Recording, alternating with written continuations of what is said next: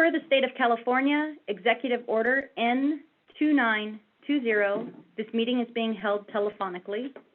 All public comments were received either by email or via voicemail as noted within the agenda. Council, please mute your microphones and until called upon for comment or vote. Mayor, I'm now passing the mic over to you. Thank you. Call the meeting to order. Roll call. Mayor Wiggins? Here. Mayor Pro Tem Smith? Here. Councilmember Davies? Here. Councilmember Pokencord? Here. Councilmember Scribner? Here. All council members are present telephonically. Thank you. And now we'll pledge allegiance to the flag. I pledge allegiance to the flag of the United States of America and to the republic for which it stands, one nation, under God, indivisible, with liberty and justice for all. Thank you. Item 1, general municipal election. Our elections official, Ashley Whitmore, will now give the report.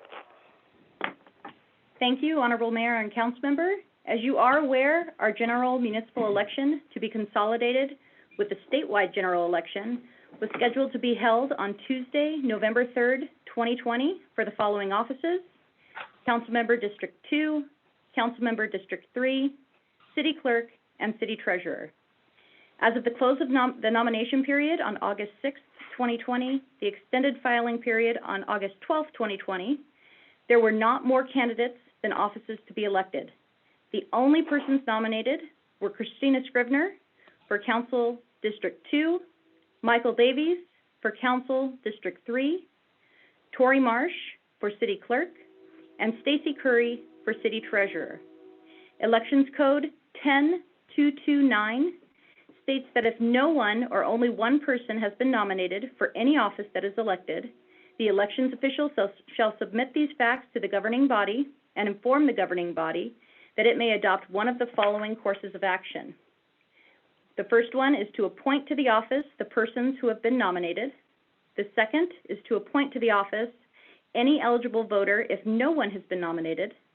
And the third is to hold the election if either no one or only one person has been nominated. As there was only one nomination per seat, the first option would allow the city to avoid the cost of an election. An election would typically cost the city anywhere from $10,000 to $25,000, but cost could be exponentially higher as the ballots will be mailed to voters with a prepaid return envelope included. Option 2 is not an option for the city since no seat was without a nomination. Option 3 would keep things as is. A ballot would be sent to all registered voters within the city limits. That would include their district council member, if applicable, and the at-large city clerk and treasurer, abide the fact that there would only be one candidate for each seat. The city would be responsible for our share of the election cost in this instance. That being said, choosing not to hold an election would not mean that our citizens would not get a ballot for all other local, county, state, or other federal positions or measures if we went with option 1, which is the recommendation of the staff. The City of Tehachapi ballot information would be the only thing excluded from their ballots.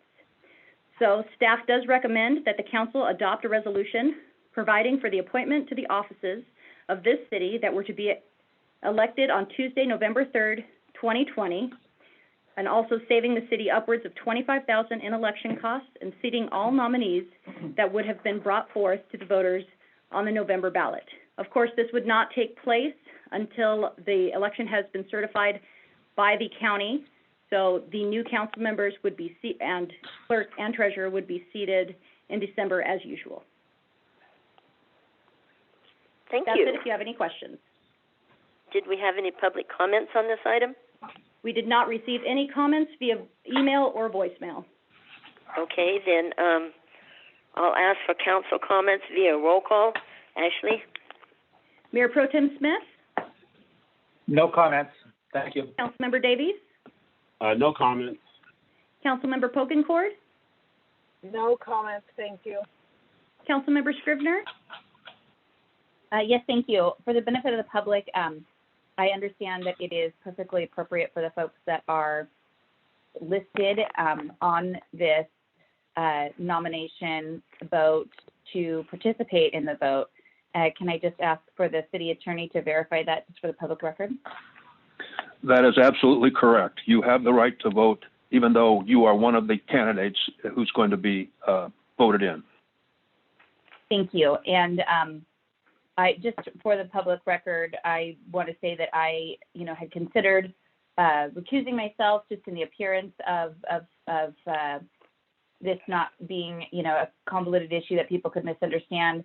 But I decided that it's more important that we get this right and we save the taxpayer the potential $25,000 or more, and just execute this process with common sense. And common sense would dictate that the filing deadline was opened and closed, as it has always been in the manner that is established for this process. And so I just want to thank Ashley for laying that out clearly for folks to understand what this is. And that is all for me. Okay. All right, Mayor Wiggins? I would just like to say that I'm so proud that our city has calmed down, gotten to the work of everyday city government, and that we don't have to fight and worry so much. And I'd like to thank all of the people who've been praying for this for 2 years. Those are my comments. So is that it? Ready? That's it as far as comments go. All right. I will now take a motion to adopt a resolution providing for the appointment to the offices of the city that were to be elected on Tuesday, November 3rd, 2020. So I entertain a motion. No, make that motion. I second. Okay. It's been moved and seconded. We'll now take a roll call vote. Ashley? Mayor Pro Tem Smith? Yes. Councilmember Davies? Yes. Councilmember Pogencourt?